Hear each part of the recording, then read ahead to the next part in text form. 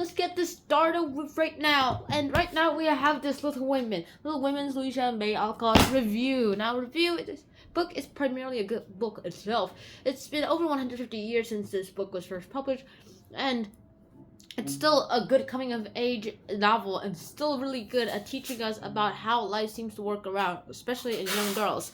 And it's so ahead of its time, if you kind of think about it, because it really talks mostly about things that back then was thought to be unconventional and was childish. Don't go there, think of that when you are an adult. And with that happening, people thought that every woman should go ahead and be a housewife and not go to work. They should be like, you should be a person who will take care of children. You should be a person who does not have a job and let your man raise you, keep care of you. And that seems to work out. And then the next thing that seems to happen is that lots of women start becoming more independent. Although that probably meant less babies, which is kind of a crisis. Although I also think it's a good idea because of overpopulation. But then again, people need jobs. And the market needs jobs because Germany literally needs jobs right now. They don't have enough people to do their job, so they might need immigrants or something. And other countries in the world have low birth rates. Literally, South Korea has a birth rate that is less than 1 baby per family. So that is terrible. Yikes.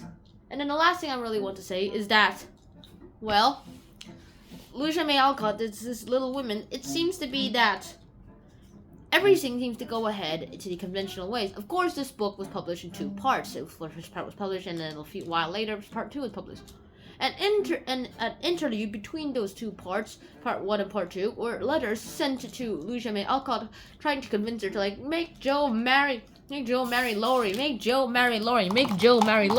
And she's like, my original point was to make sure that Joe never married, but I'll give you half of what you want. She married Joe and Lori, but they weren't married to each other. Instead, Joe married a professor, and Lori married Amy.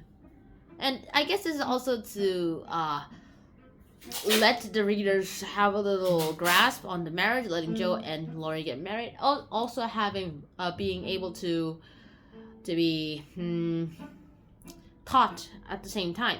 Because if you kind of think about it again, Lori and Joe aren't exactly a great match for each other. In fact, they're kind of terrible matches for each other too.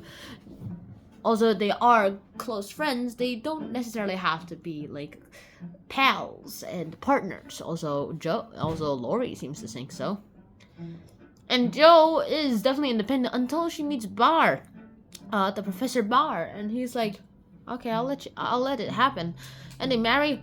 And the next thing that seems to happen is that they are becoming a conventional couple again. Although Joe stopped writing, she finally started a schoolhouse with her partner Var, just so that she doesn't have to be completely conventional. Of course, that meant she wasn't completely conventional as well, and that's a very good idea, LOUISA May ALCOTT. You taught your audience as well as giving them halfly giving them what they wanted at the same time. Nice, I would say.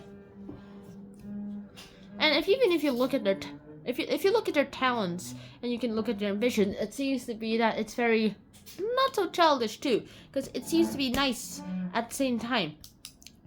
LOUISA May ALCOTT seems to be teasing these people because they're so far away from each other, but also so near together. Joe wants the whole family to stay together. None of them marry. None of them go away. Should rather have that instead of the family separating. Also, they will always be close. They'll know that. She just hopes that none of us will marry, and that this marriage is a terrible curse on me. And Joe married, and she separated herself from the family. Also, Beth did die, so that means one family member gone. That's something that Joe could not do anything about. And then Meg married. Then Amy married, and then Beth died, and then Joe married, and then the whole family that was remaining lived happily ever after. So what can this teach us? It teaches us that it's okay. It's okay because it's okay to be independent. It's okay to have ideas that do not qualify to the conventions of your time. It's like it's okay for a man to do things that women should usually do, and it's okay for a woman to do things that usually men should do. But we need to give up these new ideas because they're kind of terrible, and lots of people just want to do these things. Some people wish that they were born boys instead of girls, like Joe. And LOUISA May Alcott herself, apparently, because she was also a tomboy. Not exactly gay, so it's not. Tomboy is not the same thing as gay. Remember that. They know they're female, and they're not saying, and they know that they will not be gay, and that they will not try to pretend to be male, but they will do male things. Those are basically tomboys. Now that's a very big difference there, and do not call her that. Also, LOUISA May Alcott herself never married, because she's still held by the convention of women should not marry men. Also, she did not say. Also, I think gay people aren't that really conventional. According to the Bible, it's kind of illegal to be gay, sure.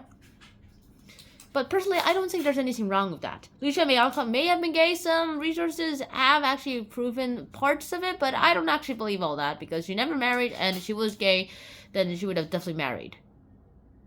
Unless the people who she loved were not gay. And I think the second reason more plausible than the first reason, but I don't think she's gay. That's it. Joe and LOUISA May Alcott, those are very two characters. Different characters. One in the real world, one in the fictional world, that can each go ahead and fix their own world. Because LOUISA May Alcott fixed the world by just showing what women can do without men. And that is all I have to say right now. So I really hope you guys enjoyed this episode of Hunter and Sean. Hope to see you guys soon in another episode of Hunter and Sean. See you guys soon. Sean out. Peace. All hail Overlord Cat, the King Cat. All hail Overlord Claude. All hail the God of Cats. Bye.